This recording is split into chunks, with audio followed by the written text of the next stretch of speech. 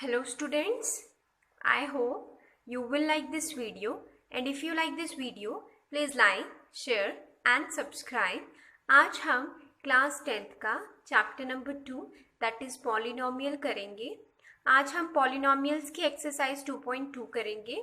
So let's start with question number 1. Find the zeros of the following quadratic polynomials and verify the relationship between the zeros and the coefficients.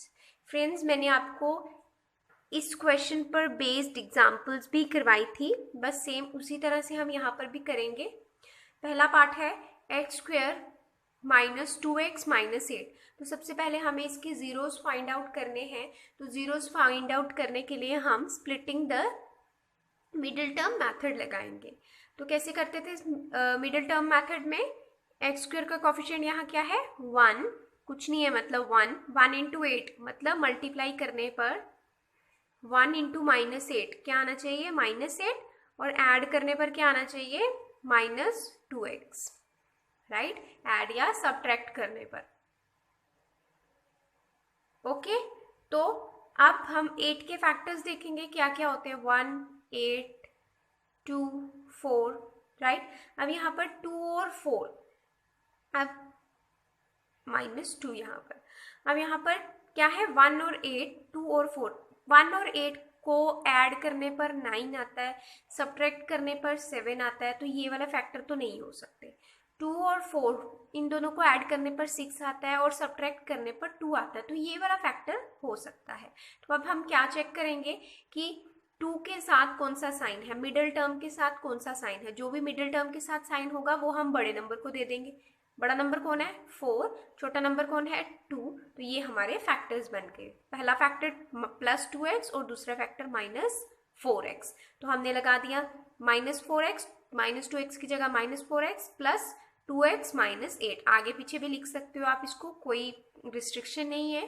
अब x square -4x में से दोनों में x common है तो x बाहर ले लिया, यहाँ से एक x बाहर लिया, एक x अंदर बच गया, -4 प्लस यहाँ से 2 बाहर लिया तो अंदर क्या बचा? x -4. तो पहला फैक्टर आ गया x +2, दूसरा फैक्टर आ गया x -4.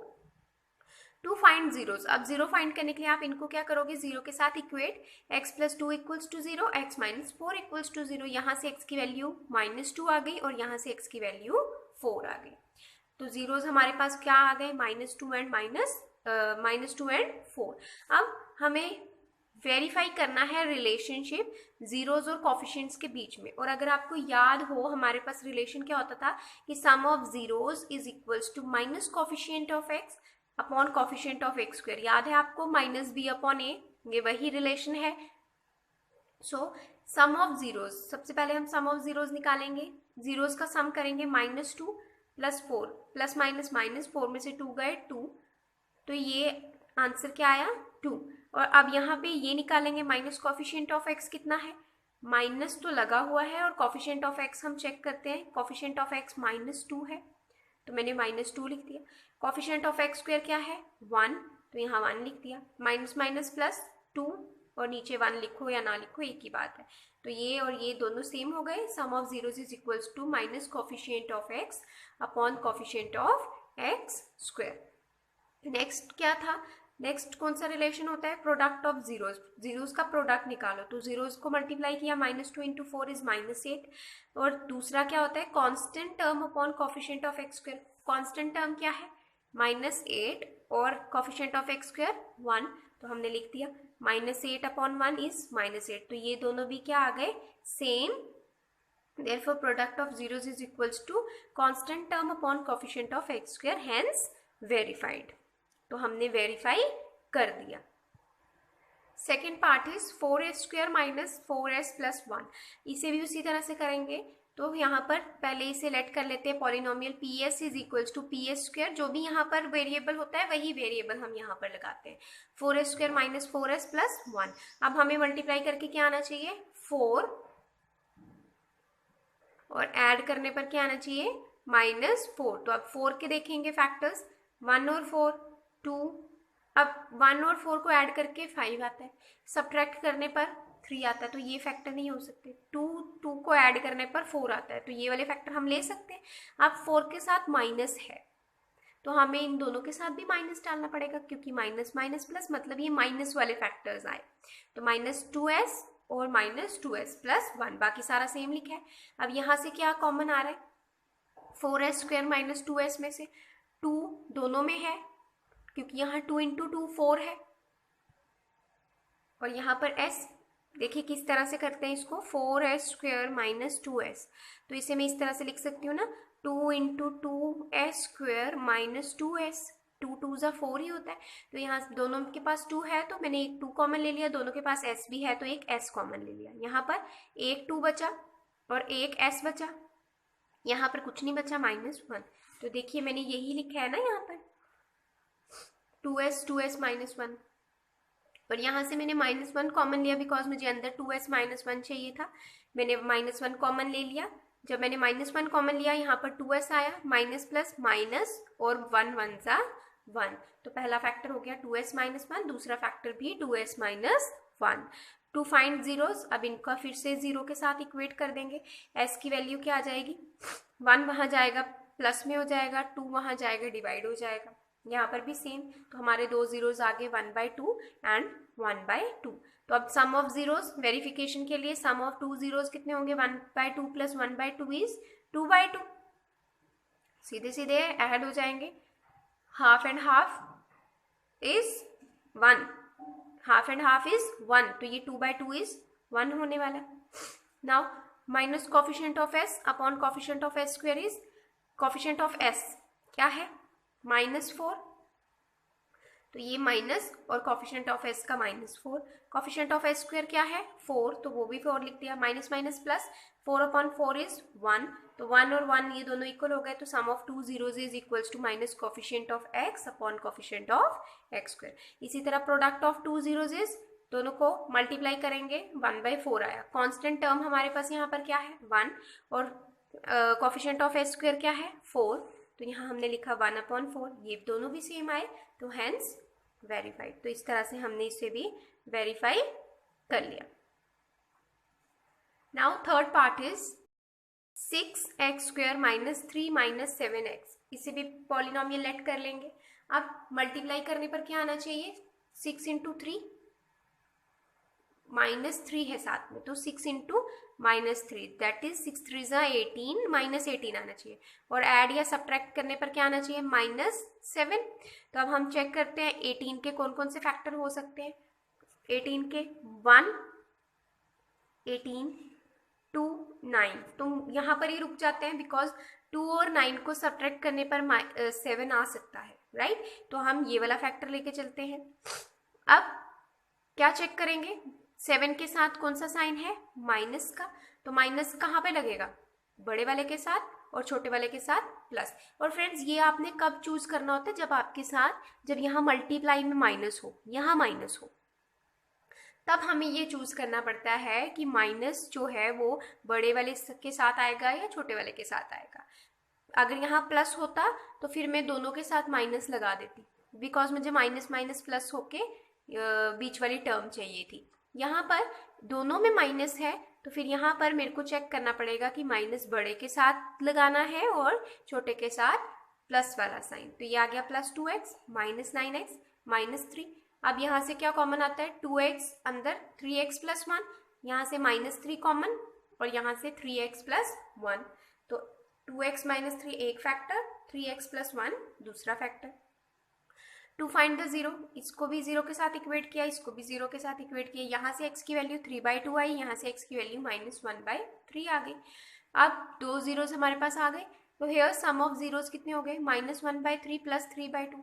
एलसीएम लिया 6, 3 के टेबल में 6 कब आता है, 2 ज़ा तो 2 1 ज़ा 2 और साथ में माइनस, 2 के टेबल में 6 कब आता है, 3 ज़ा तो 3 3 ज़ा 9, और इन दोनों को प्लस माइनस माइनस, 9 - 2 इज 7, 7/6 आया।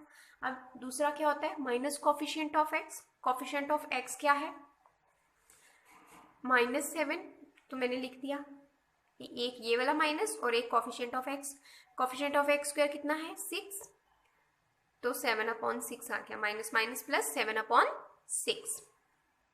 इसी तरह प्रोडक्ट ऑफ जीरोस करेंगे, तो हमारे पास मल्टीप्लाई करने पर ये कैंसिल हो गया, -1/2 आ गया। इसी तरह कांस्टेंट टर्म हमारे पास यहाँ पर क्या है, -3, तो यहाँ पर -3 आ गया और कोफिशिएंट ऑफ एक्स स्क्वायर कितना था 6, तो 3 1 जा 3 2 जा तो -1/2, तो ये भी वेरीफाई हो गया, ये भी इक्वल आ गए, so hence verified. Fourth part is 4u² + 8u, तो ये तो बहुत ही ईजी है, इसमें तो सीधा सीधा कॉमन ले लेंगे, यहाँ से दोनों के पास 4 है, देखिए इस तरह से 4u² + 4 × 2u, दोनों के पास 4 है, u भी है, तो 4u मैंने कॉमन ले लिया, यहाँ से मैंने 4 कॉमन लिया, u कॉमन लिया, तो एक u बचा, वो अंदर आ गया, प्लस यहाँ से 4 भी बाहर चला गया, u भी बाहर चला गया, सिर्फ 2 बचा, तो 2 लिख दिया, u + 2। अब जीरोस फाइंड करने के लिए दोनों को क्या करेंगे, 0 के साथ इक्वेट कर देंगे, तो 4u को 0 के साथ इक्वेट किया, u + 2 को 0 के साथ इक्वेट किया, यहाँ से u की वैल्यू आई 0/4 जो कि 0 ही बन गई, और यहाँ से u की वैल्यू आई -2, तो दो जीरोस कौन से आए, 0 एंड -2। अब वेरीफाई करेंगे, sum of zero 0 + -2 is -2, coefficient of u कितना है 8 और कोफिशिएंट ऑफ u² कितना है 4, तो -8/4, 4 1 जा 4 2 जा, तो ये भी -2 आ गया, तो ये रिलेशन वेरीफाई हो गया। नेक्स्ट प्रोडक्ट ऑफ 0 × -2 इज 0, क्योंकि 0 को किसी के साथ भी मल्टीप्लाई करेंगे 0 आएगा। कांस्टेंट टर्म क्या है यहाँ पर बच्चों, क्या यहाँ पर कोई कांस्टेंट टर्म है, यहाँ पर कोई कांस्टेंट टर्म नहीं है, मतलब 0, कोई कांस्टेंट टर्म नहीं है, तो यहाँ पर हमने कांस्टेंट टर्म की जगह लिख दिया 0, कोफिशिएंट ऑफ x² है 4, 0/4 इज 0, तो ये भी इक्वल आ गए, तो ये रिलेशन भी वेरीफाई हो गया। Fifth part is t² - 15। Friends, इस तरह की मैंने आपको एग्जांपल भी कराई थी, जब भी कोई हमारे पास परफेक्ट स्क्वायर ना हो तो हम उसका रूट दे के उसका स्क्वायर रूट कर लेते हैं, तो इसका मतलब होता है ये और ये कैंसिल हो जाएगा, तो बाद में 15 ही आने वाला, तो हम इसे इस तरह से लिख सकते हैं। तो इस पे हम जब आइडेंटिटी यूज करेंगे, हमारे पास आइडेंटिटी क्या थी, a² - b² is equals to a + b a - b, तो हमारे पास यही बन रहा है ना, t² - √15 का स्क्वायर इज इक्वल्स टू, ये a है ये b है, तो ये a + b और a - b, वही हमने यहाँ पर लिखा आइडेंटिटी यूज करके, right. To find the zeros, इसको भी 0 के साथ इक्वेट, इसको भी 0 के साथ इक्वेट, तो एक वैल्यू आएगी -√15, एक वैल्यू आएगी +√15। और फ्रेंड्स, वेरिफिकेशन इसकी मैंने आपके लिए छोड़ी है, अब आई होप आपको वेरीफाई करना अब इजीली आ गया होगा, सिर्फ आपको वैल्यूज पुट करनी है, तो इसकी वेरिफिकेशन आप खुद करेंगे। अगर आपको कोई डाउट आएगा तो आप मुझे कमेंट करके बता सकते हैं। Now sixth part is 3x² - x - 4। यहाँ पर फिर से वही स्प्लिटिंग मेथड लगाएंगे, 3 4 जा 12, तो हमें प्लस माइनस करके मल्टीप्लाई करके हमारे पास -12 आना चाहिए, बिकॉज 3 × -4 -12, और ऐड या सब्ट्रैक्ट करने पे -1 आना चाहिए। तो क्या क्या फैक्टर हो सकते हैं, 1 12 2 6 3 4, तो इसको ऐड या सब्ट्रैक्ट करने पर कभी भी 1 नहीं आने वाला, 2 6 को भी करने पर कभी नहीं आने वाला, 3 4 को करने पर आ सकता है। तो अब मैंने आपको बोला था जब यहाँ दोनों जगह माइनस हो तो फिर आपने यहाँ पर साइन चेक करना है, यहाँ पर क्या है माइनस, तो यहाँ पर आपने बड़े वाले के साथ माइनस लगा देना है, छोटे वाले के साथ प्लस। जब भी, मैं एक बार फिर से रिपीट करती हूँ, जब भी फ्रेंड्स कांस्टेंट टर्म के साथ माइनस हो, सिर्फ कांस्टेंट टर्म का देखिए आप, अगर इसके साथ माइनस है तो आपने जो भी साइन मिडिल टर्म का होगा वो बड़े नंबर को देना है, और जो साइन मिडिल टर्म का नहीं होगा वो आपने छोटे को देना है, मतलब उसको ऑपोजिट आपको छोटे को देना है। तो माइनस बड़े को दे दिया, प्लस छोटे नंबर को, तो लिख दिया हमने as it is +3x - 4x, 3x² + 3x - 4x - 4। अब यहाँ से 3x कॉमन लिया, x + 1 बचा, यहाँ से -4 कॉमन लिया, x + 1 बचा, एक फैक्टर आया 3x - 4, एक फैक्टर आया x + 1, तो इसको भी 0 के साथ इक्वेट किया, x की वैल्यू 4/3 आई, इसको इक्वेट करने पर x की वैल्यू -1 आई, तो हमारे दो जीरोस आए 4/3 एंड -1, और वेरिफिकेशन इसकी मैंने आपके लिए छोड़ी है, तो प्लीज़ वेरीफाई कीजिए, और अगर कोई डाउट आए तो मुझसे आप पूछ सकते हैं। Question number 2. Find a quadratic polynomial whose sum of zeros and product of zeros are given below. बच्चों इस पे भी बेस्ड हमने एग्जाम्पल्स की थी, अगर आपने वो लेक्चर नहीं देखा है तो इससे पिछला लेक्चर ज़रूर देखिए, उसमें मैंने ये सारी टाइप्स कवर की हुई हैं। बिल्कुल वैसे ही हम यहाँ पर भी करने वाले हैं। क्वाड्रेटिक पॉलिनोमियल निकालना है, पहले हमें जीरोस निकालने होते थे, अब हमें क्वाड्रेटिक पॉलिनोमियल ही निकालना है। अब हमारे पास पॉलिनोमियल है ही नहीं, बट हमें सम ऑफ जीरोस और प्रोडक्ट ऑफ जीरोस दिया, मतलब जो जीरोस आने वाले हैं उनका सम भी निकाल के दिया है, प्रोडक्ट भी निकाल कर दिया है। आपको क्वाड्रेटिक पॉलिनोमियल बनाना है, तो इसके लिए फ्रेंड्स आपको क्या लिखना है, गिवन सम ऑफ जीरोस, हमें सम, इसके लिए फ्रेंड्स मैं आपको दो मेथड से करवाऊंगी, आपको जो मेथड इजी लगे आप उस तरह से कर सकते हैं।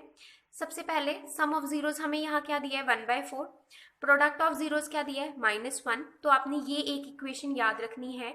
देन द क्वाड्रेटिक पॉलिनोमियल क्या होगा, k x square minus sum of zeros into x plus product of zeros. क्या याद रखना है आपने, k x square minus sum of zeros, sum of zeros के साथ किसका मल्टीप्लीकेशन, x का, प्लस प्रोडक्ट ऑफ